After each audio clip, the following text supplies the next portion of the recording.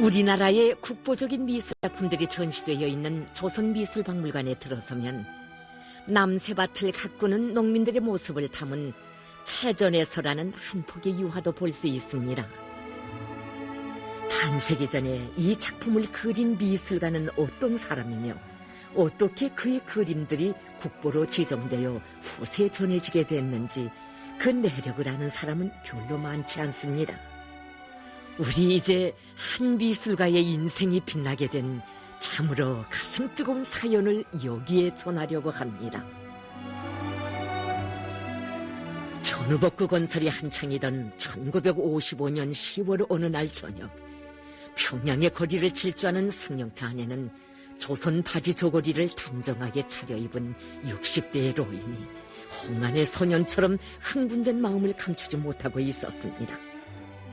그가 바로 유화 만경대 풍경, 채전에서 모란봉의 가을을 비롯한 향토해가 짙은 현실 주제의 미술작품들을 창작하여 후세에 남긴 미술가 김관우 선생이었습니다. 그는 지금 민족의 어버이신 위대한 수령님의 부르심을 받고 수령님의 저택으로 가는 길이었습니다. 위대한 수령님께서 미술가 김관우 선생을 만나주신 역사적 사실이 최근에 구체적으로 밝혀졌다는 얘기를 듣고 이렇게 찾아왔습니다. 그날 위대한 수령님께서는 몸소 저택의 정문에까지 나오시어 그를 맞아주셨습니다. 수령님께서는 그를 선생이라고 불러주시면서 자신께서는 오랫동안 그를 찾았는데 오늘 이렇게 전쟁을 이겨낸 건강한 모습의 선생을 보니 기쁘기 그지없다고 말씀하셨습니다. 가족들의 안부며 가정 형편을 따뜻이 물으신 수령님께서는 자신께서는 선생에 대해서 잘 알고 계신다고, 해방 전에 민족의 몫을 지키기 위해 일본 놈들과 싸운 얘기도 많이 들었고 출판물에 실린 글들도 보았다고 말씀하셨습니다. 그러시면서 일제가 조선을 강점한 초기에 그가 창작한 미술 작품이 일본에서 특등으로 당선됐을 때 우리 민은 민족의 자랑으로 크게 떠들었고 거기서 민족적 궁지와 자부심을 가지게 되었다고 높이 평가해 주셨습니다. 어버이 수령님의 말씀을 뜨겁게 받아안는 김관우 선생은 격정의 눈물 속에 순환에 찬 인생 행로를 돌이켜보았습니다. 리조 말기에 평양의 교회에서 출생한 그는 일제가 조선을 강압적으로 합병한 다음 해인 1911년에 일본으로 건너가 동경미술학교에 입학했습니다. 어지러운 도교의 뒷골목에 하숙집을 청하고 미술 공부를 시작한 그는 걸음걸음 민족적 모멸감을 감수할 때마다 조선 사람의 슬기를 떨칠 마음으로 가슴을 끓였습니다. 그는 피타는 노력 끝에 일본 학생들을 누르고 최우수 성적으로 미술학교를 졸업했고, 그가 졸업작품으로 그린 유화 전형 무렵은 1916년 100여 점의 작품이 승부를 겨루는 일본 미술전에서 특등으로 입선했습니다.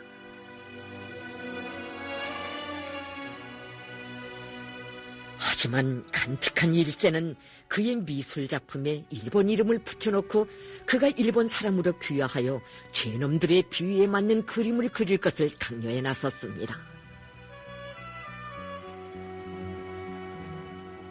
나라를 빼앗긴 민족의 뼈아픈 서름을 더는 참을 수 없었던 그는 나는 조선 사람 김관우라고 피타게 절규하며 붓대를 꺾어버리고 현해탄을 건너 조국으로 돌아왔습니다. 어버이 수령님께서는 김관우 선생이 일본 놈들이 온갖 회유와 기화 책동을 단호히 물리치고 조국으로 돌아온 후 늘 조선 옷을 입고 다니면서 조선의 넋이 깃든 미술 작품들로 2차례에 걸쳐 미술 전시회를 연 것은 우리 민에 대한 일제놈들의 민족적 멸시와 파쇼적 포갑에 대한 항거였고 민족의 넋을 끝까지 지키려는 굳은 절기의 표시였다고. 이것은 조국과 민족을 끝없이 사랑하는 애국자만이 할 수 있는 소행이라고 이렇게 높이 평가해 주셨습니다. 그러시면서 어버이 수령님께서는 한일 무장투쟁을 하실 때 국내에서 벌어지는 모든 일들에 대하여 늘 깊은 관심을 돌리었고 김관우 선생에 대하여 알게 되었다고. 그가 그런 절개와 신념을 가지고 심혈을 기울여 제자들을 키웠기 때문에 우리나라의 미술의 대가 이어질 수 있었고 해방 후 우리 미술은 짧은 기간에 빠른 속도로 발전할 수 있었다고 그의 숨은 노력까지 깊이 헤아려 주셨습니다. 정말 평범한 미술가를 그리도 석석들이 아시고 감 높이 평가해 주셨으니 관어 선생의 감격인들 얼마나 컸겠습니까?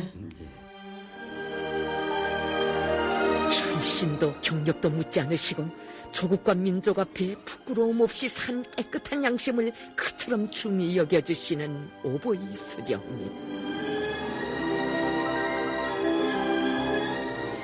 오래전에 떨어진 낙엽과도 같이 세월의 눈빛 속에 속절없이 묻혀있던 인생을 보석처럼 내세워주시는 수령님의 자애로운 모습을 우러르는 김관호 선생은 뜨거운 눈물이 솟구쳐 오르는 것을 어쩔 수 없었습니다.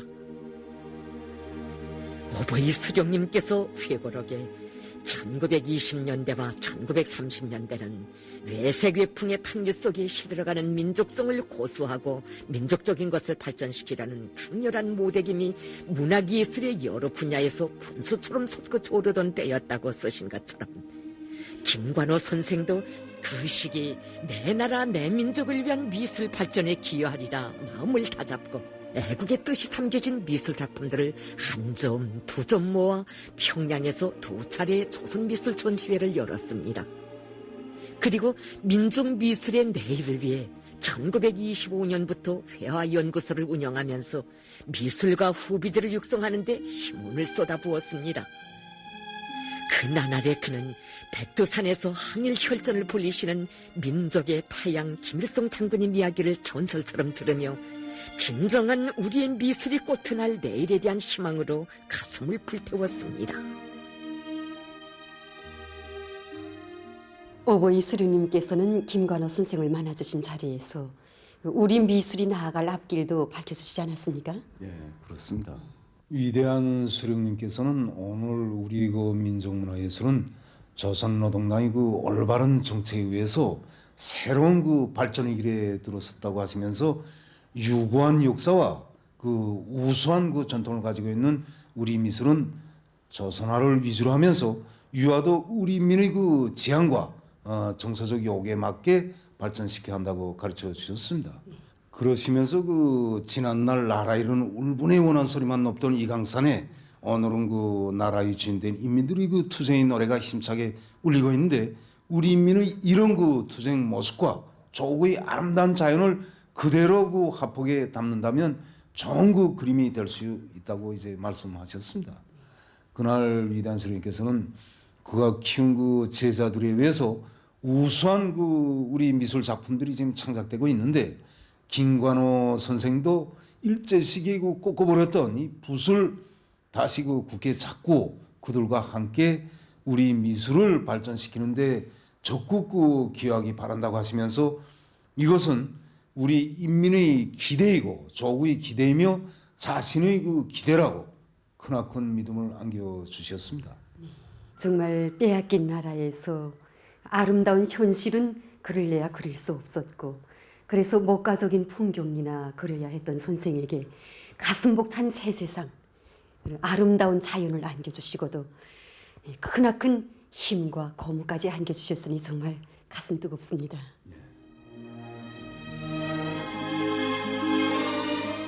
나라를 빼앗긴 그 세월, 김관호 선생은 미술을 전공한 것을 이유로 명색상의 리조의 왕족들도 만나보고 다른 나라의 청객들도 만나봤지만 그들 속에서 저들의 초상을 그려달라는 청탁은 들었지 인민을 위한 그림을 그리라는 말은 한마디도 들어볼 수 없었습니다. 그날 김관호 선생은 격정의 마음을 걷잡지 못하며 오보이 수령님의 뜻을 받들어 조국과 인민을 위한 그림을 많이 그리겠다고 심중의 결의를 절절히 말씀드렸습니다. 그러는 그를 자애 깊은 눈길로 바라보시던 수령님께서는 꼭 그러리라고 믿는다고 선생과 같이 대가 바른 분이 우리 미술을 발전시키기 위한 사업에 앞장선다면 우리 미술은 멀지 않아 반드시 세상에 찬란의 빛을 뿌릴 것이라고 다시금 힘과 용기를 안겨주셨습니다.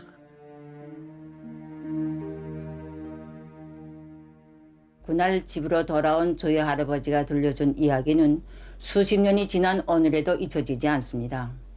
저희 할아버지는 원래 과묵하고 말이 없었는데 그날 저녁에는 눈물을 흘리면서 밤이 깊도록 오보이 수령님 운동에 대하여 이야기하였습니다. 오보이 수령님께서는 저희 할아버지에게 저녁 식사까지 차려주셨고 손수 음식 그릇을 할아버지 앞에 놓아주셨다고 합니다. 그러시고는 저희 할아버지에게 좋은 그림을 많이 그려 인민들을 교양하는 데 이바지하여 주기 바란다고 하시면서 미술도구를 비롯한 귀중한 선물들을 안겨주셨습니다. 그날 저녁 저희 할아버지는 위대한 수령님께서 주신 선물을 쓸어보고 만져보면서 은혜는 보답이 따라야 한다고 했는데 저의 눈에 흙이 들어가도 오보이 수령님의 그 운동을 잊을 수 없다고 하면서 수령님께서 바라시고 인민들이 좋아하는 그림을 많이 그리겠다고 하였습니다. 역사 속에 묻혀있던 한 미술가를 품들여 찾으시어 인민을 위한 그림을 그리도록 붓을 다시 들려주신 오보이 수령님께서는 그가 고목에도 꽃을 피울 수 있게 화실이 달린 새집도 마련해 주시고 유능한 담당 의사도 보내주셨습니다. 김관호 선생의 후손들이 오늘도 뜨겁게 추억하는 것처럼 오보이 수령님의 사랑과 은정은 나를 따라 더해갔고 그의 보답의 마음도 산처럼 커갔습니다. 칠순이 가까운 나이에 다시 붓을 잡은 그는 수령님의 뜻대로 약동하는 현실을 화폭에 담기 위해 손녀의 손목에 이끌려 여러 곳을 편답했습니다. 그 과정에 미술의 초학도처럼 많은 대상을 습작하며 기량을 부단히 높인 그는 인민들의 창조적 모습이 깃든 조국의 현실과 아름다운 조국의 자연을 찬미하는 수많은 작품들을 창작했습니다.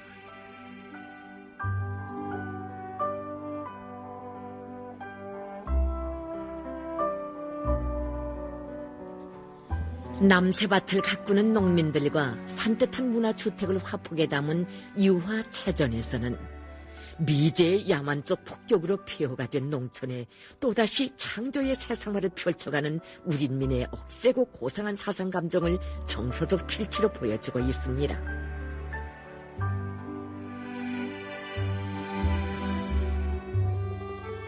그가 평양의 가을 경치를 그린 유화 모란봉의 가을은 1957년 10월 볼스가에서도 와르샤와에서 진행된 조선예술전람회에 출품되어 우수한 평가를 받았습니다.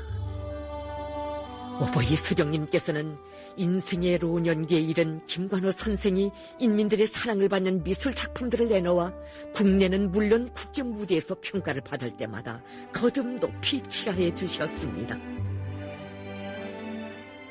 김관호 선생의 그림들은 형태가 짙고 개성적이면서도 특색 있는 아담한 그림들입니다.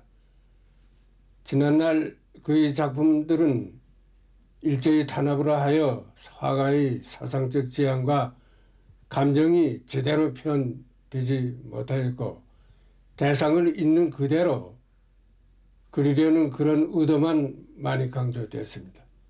그의 창작 활동은 오보이 수령님을 만나 배운 이후에 더욱 발전하였습니다. 그는 수령님이 가르치신 대로 시대의 숨결이 맥박치고 인민들의 창조적 모습이 비껴있는 체전에서라든가 또 모란봉의 가을과 같은 그림들을 독특한 화법으로 진실하게 형상하여 사회주의 사실주의 미술 발전에 기여하였습니다. 오보이 수령님의 품속에서 조국과 인민에 대한 사랑으로 충만된 미술 창작에 전념하던 김관호 선생은 1959년 오랜 병으로 한 생을 마쳤습니다. 이 소식을 보고받으신 수령님께서는 김관호 선생은 일제의 민족문화 말살 책동이 극도에 달하던 시기에 놈들의 귀화 강요를 뿌리치고 조선 사람의 이름을 끝까지 고소하였으며 빼앗긴 이 땅에 우리 민족의 미술은 없다고 그처럼 애용하던 붓대까지 꺾은 애국지사입니다. 라고 다시금 높이 평가해 주시면서 그의 서거에 대한 부고도 내고 장식도 잘해주라고 뜨거운 은정을 베풀어 주셨습니다. 그리고 그의 미술 작품들을 국보로 잘 보관하도록 하셨습니다. 경애하는 창구님께서는 김관호 선생이 민족미술 발전에 기여한 애국적 소행을 귀중히 여기시어 출판물들의 시로 후세에 길이 전하도록 하여 주시고, 최근에도 오보이 수령님께서 그에게 돌려주신 사랑과 배려가 더욱 깊이 알려지도록 은정어린 조치를 취해 주셨습니다.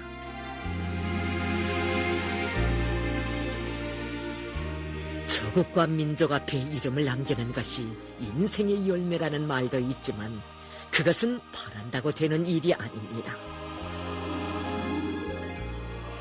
우리는 역사의 갈피 속에 묻혀있던 한 미술가의 삶을 애국적인 삶으로 빛내준 감동 깊은 이야기를 통해서 인간의 삶은 위대한 용도자의 품에서만 꽃이 피고 감 높은 열매를 맺을 수 있다는 고귀한 진리를 심장 깊이 새겨 안게 됩니다.